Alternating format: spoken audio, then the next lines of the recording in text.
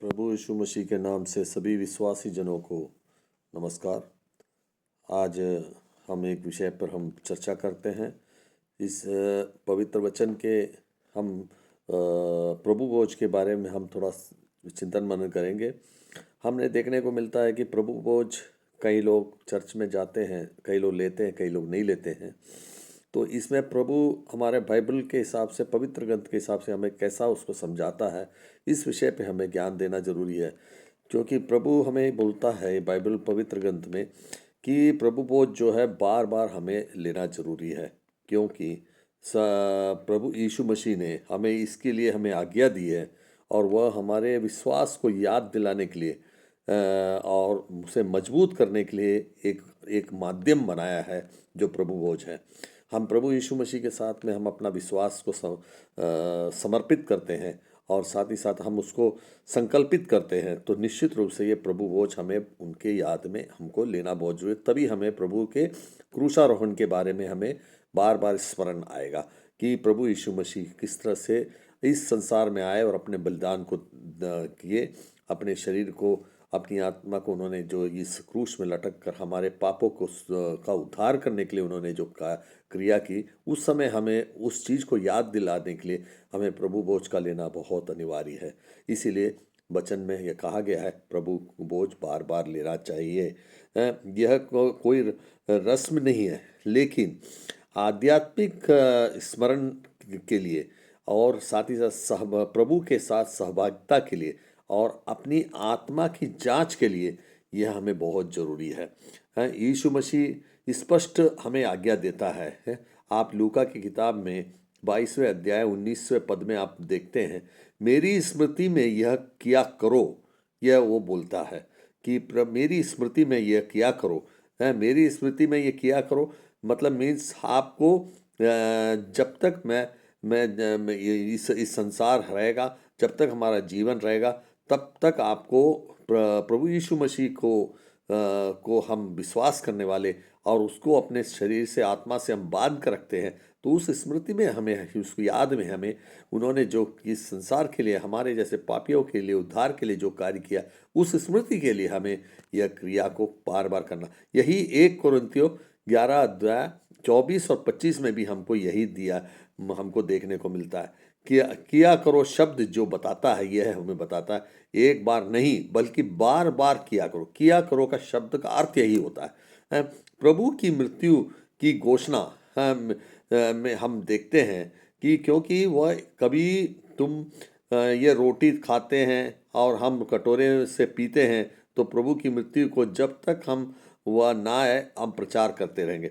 तो प्रभु की ने हमें जो अपने अंतिम क्षण में अपने शिष्यों के साथ में जो प्रभु की रोटी को तोड़े और साथ ही साथ अपने कटोरे से अपने लहू को उन्होंने पिलाया, ये जो आज हम जो करते हैं उससे हमें जो है ये प्रचार हमको निरंतर हमारे कलीसिया के अंदर में आने वाली पीढ़ी को हमको देते रहना, ताकि हमको ये पता रहना चाहिए सभी को, आने वाली जनरेशन को, कि प्रभु यीशु मसीह जो है वो उन्होंने किस रूप से अपने अपने शरीर को और अपनी लहू को उन्होंने बहाया और दिया था। तो वो उसी को याद दिलाने के लिए हम लोगों को ये करना बहुत ज़रूरी है। 1 कोरिन्थियों 11 का 26 में आपको यह देखने को मिलता है, क्रूस के बलिदान को याद करना है, हमें जो है संसार के सामने मसीह की मृत्यु और उद्धार की गवाही देता है। तो ये गवाही हमें क्रूस के बलिदान से हमको प्राप्त होता है। तीसरा हमें यह पता चलता है आत्मिक सहभागिता, फेलोशिप जिसे हम बोलते हैं। जो कटोरा हम धन्यवाद देकर आशीष देते हैं, यह वह मसीह के लहू की सहभागिता नहीं, क्योंकि जिसके कारण हम जो है आज जीवित हैं, हम उस लहू की सहभागिता में हैं। और ये सहभागिता हमारा उनके साथ रहने के कारण से आज हमें जो है हम ये उनका रोटी, उनके शरीर की सहभागिता के रूप में हम उनकी रोटी को तोड़ते हैं, और साथ ही साथ उनके सहभागिता के रूप में उनके लहू को हम स्वीकार करते हैं। तो ये 1 कोरिन्थियों 10 का 16वें वाक्य में ये जरूर लिखा है, प्रभु बोझ हमें मसीह से और एक दूसरे से आत्मिक रूप से जोड़ता है। मसीह से हमको जोड़े रखने के लिए, हमें आत्मिक रूप से जोड़े रहने के लिए ये प्रभु बोझ हमको जो है निरंतर लेते रहना बहुत अनिवार्य है, ताकि हम उनके साथ में उनके आत्मिक रूप से जुड़े रहें। हमारा उनका संबंध जो आत्मिक संबंध है, उस आत्मिक संबंध के रूप में हमारा हमेशा निरंतर बने रहने के लिए इस प्रभु भोज का लेना बहुत अनिवार्य है। आत्म जांच और पश्चाताप हमको इस प्रभु भोज से हमको होता है। क्या? इसलिए मनुष्य अपने आप को जांचता है। जब भी प्रभु भोज लेते हैं तो हम अपने आत्मा की को जांचते हैं, और को जो भी गलतियां त्रुटियां करते हैं उससे हम अपने आप को पश्चाताप में अपने आप को ले जाते हैं, ताकि जो है हम जो है आगे भविष्य में गलतियां और पाप ना कर पाए और निष्पाप होकर हम इस संसार में जी सके। इसके लिए ये प्रभु भोज बहुत अनिवार्य रहता है, और इसीलिए हमें हमेशा बार बार लेकर, हमेशा बार बार हमारी गलतियों और त्रुटियों को हमको आत्म जांच करने में और पश्चाताप करने में हमें इसका सहायक होता है।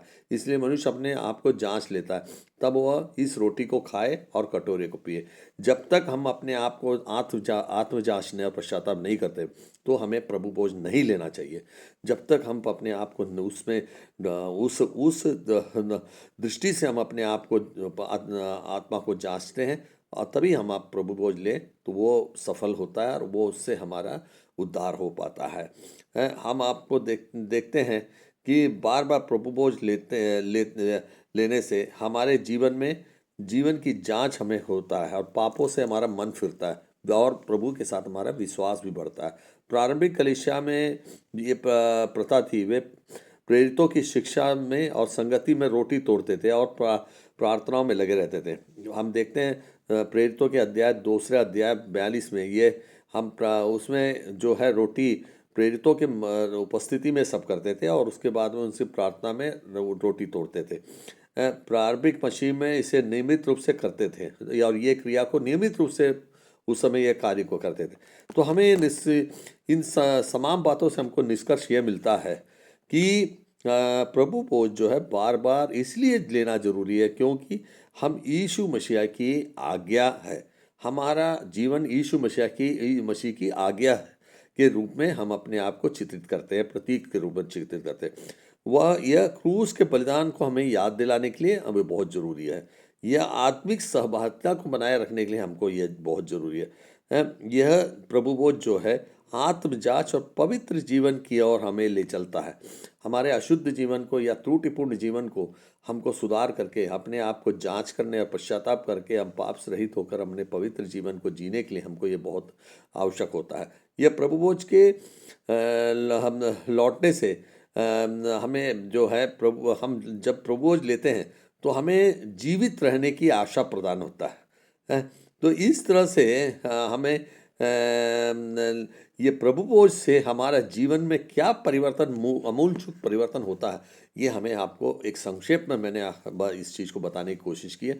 इसलिए जो है इसको निरंतर हमारे चर्चों में हर कोई अपने अपने कलीसिया में जो है प्रभु भोज को स्वीकार करना है और उसी प्रभु भोज से ही हम प्रभु यीशु मसीह के साथ में हम जुड़ सकते हैं और उनकी सहभागिता में आ सकते हैं और अपने त्रुटिपूर्ण जीवन को और पाप वाले जीवन को हमको पाप रहित रह सकते हैं। पश्चाताप से हम अपने आप को पुण्य कर सकते हैं और अपने आप को शुद्ध कर सकते हैं। ये आशाओं के साथ में हमें ये प्रभु भोज हमारे जीवन के लिए वरदान हो और हम रोज़ ये इस चीज़ को स्वीकार करें और हमें अपने आप को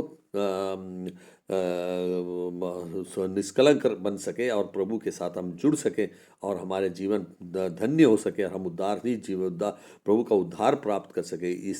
यह प्रभु भोज आपको उसके लिए उपयोगी हो सकेगी, इस बात को आशा करते हुए मैं प्रभु यीशु मसीह नासरी के नाम से आप सबको धन्यवाद देता हूँ कि यह मुझे आपको देने को मौका मिला और ज़्यादा से ज़्यादा हम इसको शेयर करें और साथ ही साथ अन्य लोग को भी प्रोत्साहित करें। इसी शब्दों के साथ मैं अपनी वाणी पर विराम देता हूँ और सभी को नमस्कार, नए साल की शुभकामनाएं और साथ ही साथ क्रिसमस की बधाई और ये सभी को प्रभु आशीष दे। नमस्कार।